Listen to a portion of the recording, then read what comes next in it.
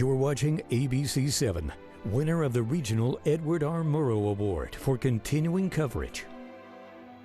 Michael, you were able to attend the march that went from Ponder Park to here at Cielo Vista. Take us through what happened.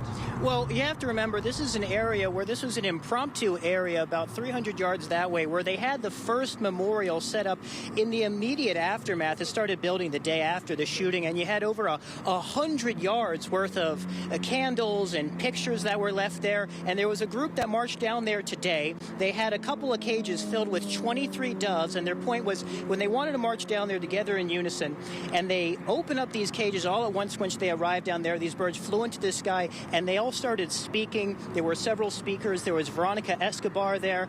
There was Bishop Seitz there. And like you said, Tony Basco, who was there. Now, the big part behind this push was 23 customized crosses that were down there. They each had the name of someone who was lost that day emblazoned on the cross. One of those, of course, Tony Basco's wife. He went down there after speaking himself. He dropped to his knees in front of the cross that had his wife's name. I saw him crying to her, praying to her, and thanking the community for having been such a big part of his healing. And we also have a little bit of sound here from Bishop Seitz, who spoke today. This is what he had to say specifically during his time today about healing and moving forward from this event.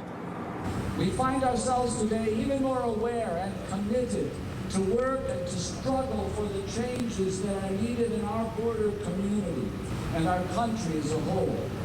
Without that commitment, the lives lost so senselessly on that day in this act of domestic terror would be in vain.